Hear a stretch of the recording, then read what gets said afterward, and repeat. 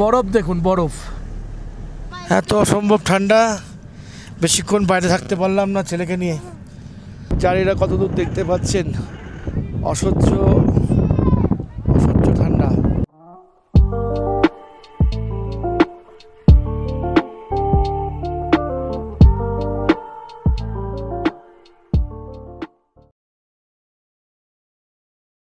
আমাদের রুমটা 207, এটা ট্রিপল বেডের একটা রুম। ট্রিপল বেড ঠিক বলা চলে না, জানি না, যাই হোক। তো ঢুকলাম, ঢুকে এখানে একটাই লাগেজ রাখার জায়গা, এদিকে বাথরুম। আচ্ছা, ওয়াশরুমটা আমি দেখিনি, ওয়াশরুমটা এখনো দেখিনি। Okay, wow, it's a very good washroom. সুন্দর একটা আয়না, হ্যালো। আচ্ছা, এখানে একটা হেয়ার ড্রায়ার দেওয়া আছে, বেসিন, ভীষণই সুন্দর। Shower area. ও, আরেকটা জিনিস আছে, সেটা হলো ইয়েস,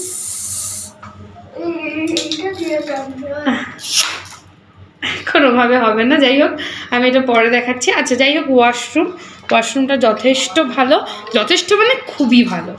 এই হচ্ছে ওয়াশরুমের ওভারভিউ। এই হচ্ছে ওয়াশরুম। এবার এদিকে ঢুকছি, ঢুকতে ঢুকতে এখানে কিছু সুন্দর ডেকোরেটিভ পিস।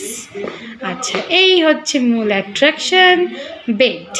এটা হচ্ছে একটা ডাবল বেড, আর সঙ্গে যেটা ট্রিপল বেড ওরা বলছে সেটা হচ্ছে এটা। এখানে একটা কাউচ দেওয়া আছে, যেটা একটা বেডের, সিঙ্গেল বেডেরই সমান। আর এই একটা টি table, and that is the tea corner, my favorite corner. and এটা একটা মিরর, ফুল মিরর রেডি হওয়ার জন্য। আর এই হচ্ছে একটা টিভি। তো মোটামুটি রুমটা যদি আমি এখান থেকে দেখাই, রুমটা খুব যথেষ্ট বড়। এই হচ্ছে রুমটা। গল্প করছে, এই যে দুটো কাউচ আছে, আর এখান থেকে হিল ভিউ। এই হচ্ছে ব্যালকনি। ব্যালকনিটা অনেকটা বড়। কেমন লাগলো হোটেলটাকে? খুবই ভালো, খুবই ভালো। ডেসক্রিপশন বক্সে অবশ্যই আমরা ক্রিকেট নাম্বার এবং ম্যানেজারের নাম্বার আপনাদের দিয়ে দেবো। আর বাথরুমটা খুব ভালো, আমার বাথরুমটা খুব পছন্দ হয়েছে, আমি যেটা বলছিলাম। আচ্ছা, তো ওয়াশরুমটা খুব, আমি এখনো দেখিনি ওয়াশরুম। হ্যাঁ, এখন আমি প্রকৃতির শোভা এনজয় করছি। দেখতে থাকো। হ্যাঁ, তো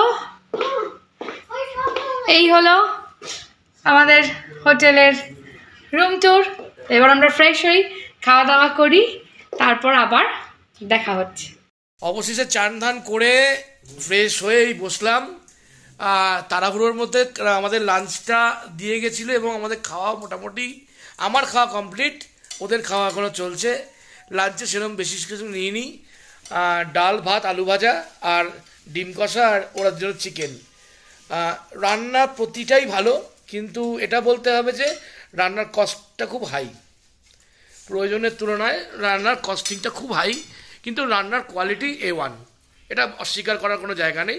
কস্টিং নিচ্ছে ঠিকই, কিন্তু আজকে এখানে ডিম কষাটা খেলাম, দারুণ হয়েছে, দারুণ। মানে কস্টিংটা হাই, বাট এখন সঞ্চারী খাচ্ছে, রিমি খাচ্ছে, দেখাচ্ছি। সবাই খাচ্ছে এখন।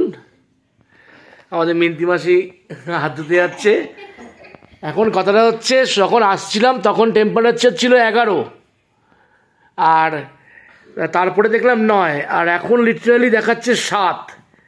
এখন 7 ডিগ্রি টেম্পারেচার চলছে গ্যাংটকে। এটা রাত হতে হতে অ্যাজ পার গুগল বলছে 2 কি 3 চলে যাবে। আমরা এখন একটু রেস্ট নিয়ে একটু ম্যালের দিকে বেরোবো। আমরা এখন আবার সন্ধ্যাবেলা রেডি হয়ে গেছি। কটা বাজে আমি জানি না, হয়তো অ্যারাউন্ড 7। এই যে অর্ক রেডি হয়ে গেছে, আর আমিও রেডি হয়ে গেছি। এখন একটু বেরোচ্ছি, আমরা গ্যাংটক ম্যালের দিকে যাব। তো ছেলে আগেই রেডি হয়ে রিমি আন্টি আর গাড়ি আঙ্কেলের সাথে বেরিয়েছি, আমরা দুজন এবার বেরোচ্ছি। আমরা এখন বেরোবো, কিন্তু নিচে এসে দেখছি বৃষ্টি হচ্ছে। তো এখন মাম্বু এখানে বসে আছে, আমিও দাঁড়িয়ে আছি। এখন দেখা যাক বাইরের কি কন্ডিশন, তবে বেরোতে পারবো। সবাই আমরা ঘুরছি, ছাতা জোগাড় হয়েছে একটা, আর একটা পাওয়া যাচ্ছে না। দেখা যাক বেরোনো যায় কিনা। ম্যাল পুরো অন্ধকার, কয়েক দোকানগুলোতে শুধু আলো জ্বলছে, ওই দিক তো আরো অন্ধকার, কোনো রোড স্ট্রিট লাইট জ্বলছে না, সব বন্ধ। বৃষ্টি পড়ছে ঝিরঝির করে। ওরা গেছে এই খাবার দোকানে দুটো খাবার আনতে।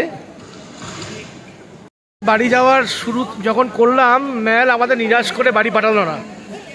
তো কারেন্ট চলে এসছে, আর আমাদের টিম আবার তাদের মার্কেটিং চালু করে দিয়েছে।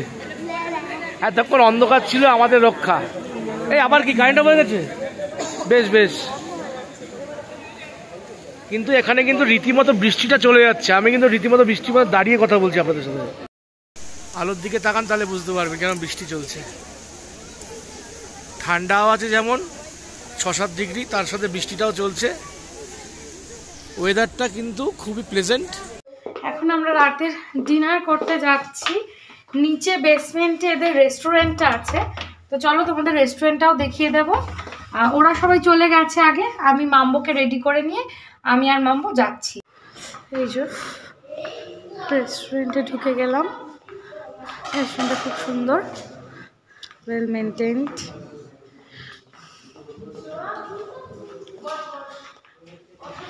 আমরা এখন বসবো, ওরা বসে গেছে, বসে পড়ি। রাত্রি 11:14 বাজে, এইমাত্র রেস্টুরেন্ট থেকে ফিরলাম। কালকে সকালবেলা ছাঙ্গু বাবা মন্দির নাথুলা যাওয়ার প্ল্যান আছে। এখন দরকার একটা কমপ্লিট ঘুম, কারণ ট্রেনে তো সঠিকভাবে ঘুম হয়নি কারোরই। রেস্টটা দরকার। সেই কালকে রাতের থেকে জার্নি করছি, এত দূর গাড়ি জার্নি করে হোটেলে ঢোকা। সন্ধ্যাবেলা বেরোলাম ম্যালে, তাও তো লোডশেডিং হয়ে গেল। লোডশেডিংয়ের পরে একটু আলো আসলো, আপনাদের দেখালাম। তো এমনি মিথ্যাটা বলবো না, 8 বছর 9 বছর পর সিকিমে আসলাম। প্রথম দিনটা খুব ভালো মতনই কাটালাম, ভালো মন্দের মধ্যে দিয়ে কাটালাম। এবং সবচেয়ে বড় কথা, এত সুন্দর যে জিনিসটার জন্য আমরা এসেছি, সেই জিনিসটা পেয়ে আমাদের সব না পাওয়া দুঃখ ভুলে গেছি আমরা। সেটা হচ্ছে কি, ঠান্ডা।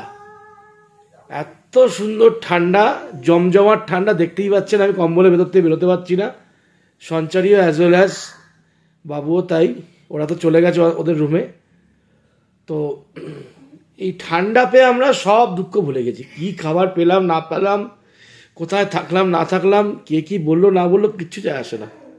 আমরা যে উদ্দেশ্যে এসেছি, ঠান্ডা পাওয়ার উদ্দেশ্যে, আর যদি কপাল ভালো থাকে, যদি স্নোফল পাই, তাহলে তো আর আমাদের কিছু বলার নেই। সেটা অবশ্যই আপনাদের দেখাবো, আপনাদের সাথে একসাথে উপভোগ করব। আপনারা আমাদের extended family. Good night, sweet dreams. The next day.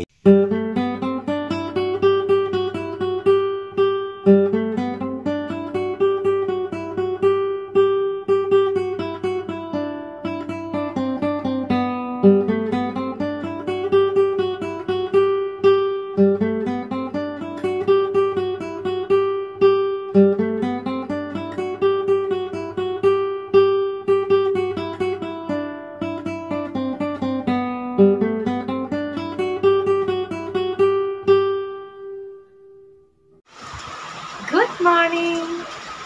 এখন 6:30, আর আমি উঠে পড়েছি একটু তাড়াতাড়ি। ওরা সবাই ঘুমোচ্ছে, কারণ আজকে আমাদের প্ল্যান ছিল ছাঙ্গু যাওয়ার। তো ছাঙ্গু যেতে হলে এখানে 8টার মধ্যে বেরোতে হতো। তো আমাদের ড্রাইভার দাদা তাই বলেছিল। তো এখানেও 7:30-তে ব্রেকফাস্ট স্টার্ট হয়ে যাবে, যেহেতু আমাদের রুমগুলো উইথ ব্রেকফাস্ট। তো ব্রেকফাস্ট স্টার্ট হয়ে যাবে। সো তাড়াতাড়ি ওঠার ব্যাপার ছিল। আমি 6:30-তে উঠে গেছি। ভাবলাম উঠেই আগে বাইরে গিয়ে দেখি ওয়েদার কেমন, কারণ কালকে তো বৃষ্টি হচ্ছিল। তো ওয়েদার যদি ভালো না থাকে, তাহলে তো আমাদের ছাঙ্গু যাওয়ার পারমিশন নাও আমরা পেতে পারি। সো আমি কি করলাম, বাইরে বেরোলাম। বাইরে বেরিয়ে দেখলাম বাজে বাজে বাজে বাজে বাজে ওয়েদার, মোস্ট মানে ডেঞ্জারাস ওয়েদার। কারণ প্রচণ্ড বৃষ্টি হচ্ছে, মানে চারিদিকে মেঘ ছাড়া কিছু দেখা যাচ্ছে না। রাতের দিকে যেমন মেঘটা ক্লিয়ার হয়েছিল, আমরা পাহাড়ের হিল ভিউটা দেখতে পাচ্ছিলাম, কিন্তু এখন তো একেবারেই না। আমি দেখাচ্ছি, দেখো কি ওয়েদার, প্রচণ্ড বৃষ্টি হচ্ছে। নিচে দেখলে হয়তো বুঝতে পারবে, কারণ এটা কিন্তু কুয়াশা না, এটা কিন্তু মেঘ, এটা পুরোটাই মেঘ। আমরা দুজনেই উঠে পড়েছি, সঞ্চারিত আগে উঠে পড়েছে, আপনারা দেখেছেন। উঠে পড়লে কী হবে, বাইরে প্রচণ্ড রকম বৃষ্টি হচ্ছে, সেটাও জানেন। সো একটু খারাপই লাগছে, কারণ আমাদের আজকে ছাঙ্গু বাবা মন্দির যাওয়ার কথা ছিল নাতুলা। এখন ডিসিশন নিতে পারছি না যাবো কি যাবো না, কারণ যারা গেছেন তারা অলরেডি জানেন যে রাস্তার অবস্থা কেমন।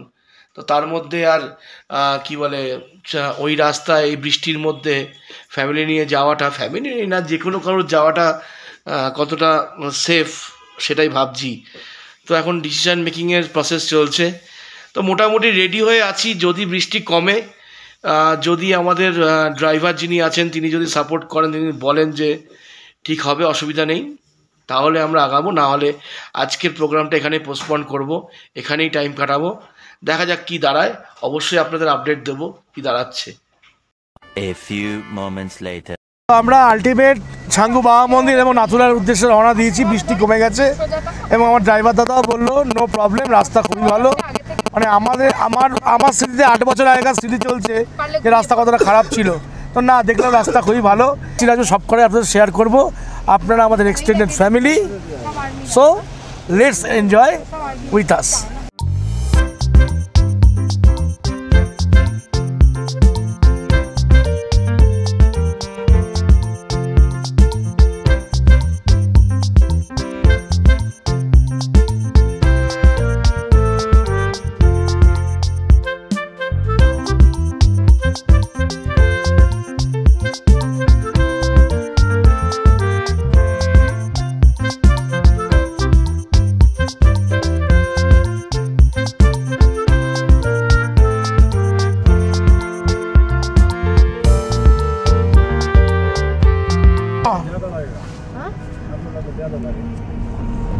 ঠান্ডার চড়ে মাথা খারাপ হয়ে যাচ্ছে, সবার অবস্থা দেখুন। আর গতবার এসেছিলাম ছাঙ্গুতে, বরফ পেয়েছিলাম, এবার পুরো রাস্তাতে পুরো বরফ, প্রচণ্ড ঠান্ডা, বলে বোঝানো যাবে না, দেখালে তো বুঝতে পারবেন।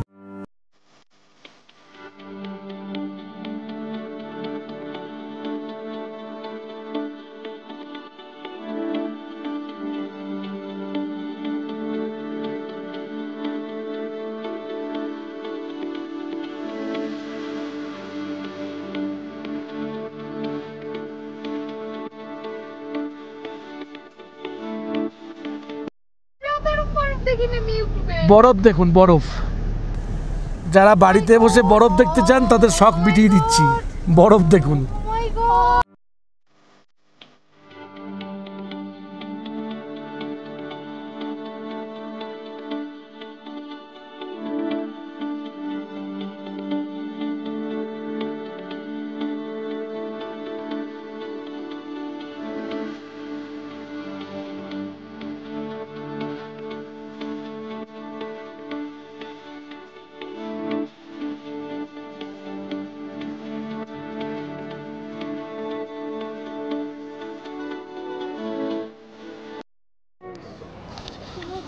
অবশেষে আমরা নাতুলা চলে এসেছি।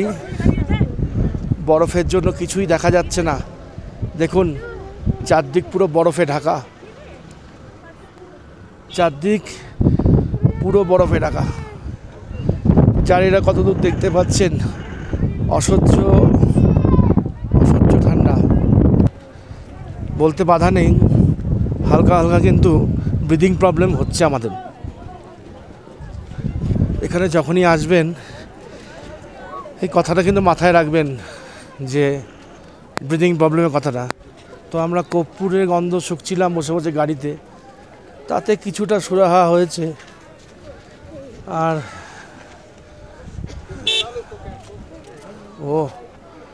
আমাদের নাথুলা আসা সার্থক,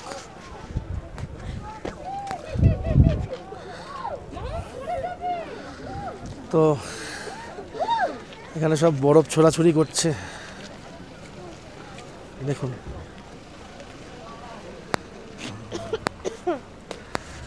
প্রীতম, কেমন লাগছে?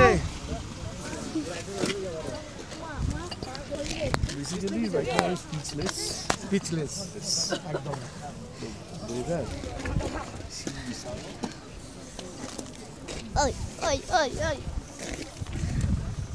চলো চলো একটু বরফ নিয়ে খেলা করি।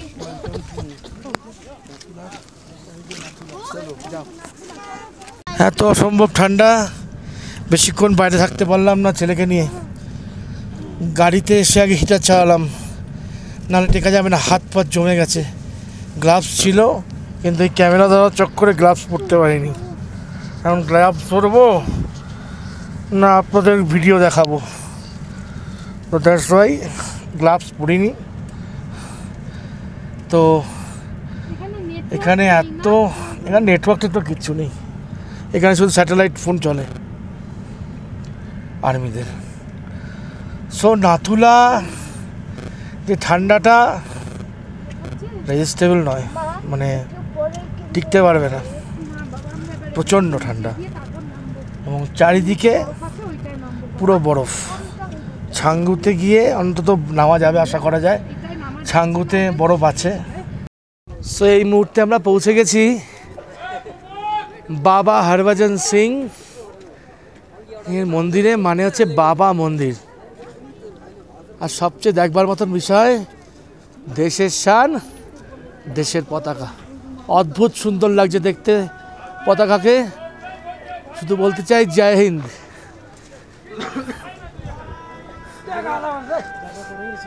এখানের ওয়েদারও যথেষ্ট ঠান্ডা, বাট নাথুলার থেকে কম। সো বাবা মন্দির এমন একজন মানুষের জন্য, বাবা মন্দির, বাবা হরভজন সিং, তিনি অনেক দিন আগেই মারা গেছেন, বাট উনি একজন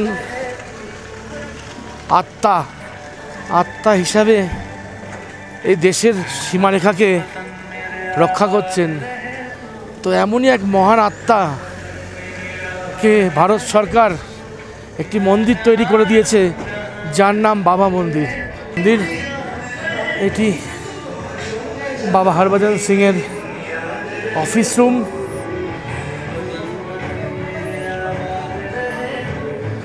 আর্মিদের মধ্যে ওনার মান্যতা প্রচণ্ড, যে কোনো আর্মি ট্রুপ গেলে এখানে মাথা না ঠেকে যাবে না।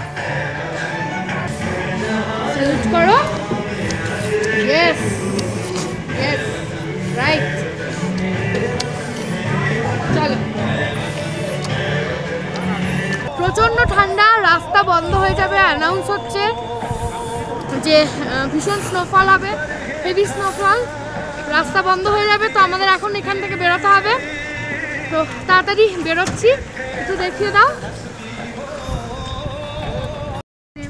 তো বাবা মন্দির থেকে আমরা এখন রওনা দিচ্ছি ছাঙ্গুর দিকে। তো ছাঙ্গু গিয়ে ছাঙ্গুর পরিস্থিতি দেখাচ্ছি। এখন আমরা চলে এসেছি ছাঙ্গুতে, আর এখানে হচ্ছে স্নোফল।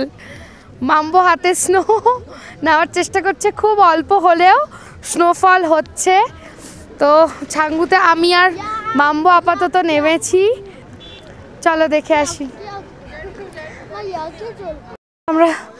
আমরা চলে এসেছি, প্রচণ্ড ঠান্ডা এখানে, বুঝতেই পারছো কীরকম বরফ। এই বরফ দেখে তো নিশ্চয়ই বুঝতে পারছো কীরকম ঠান্ডা।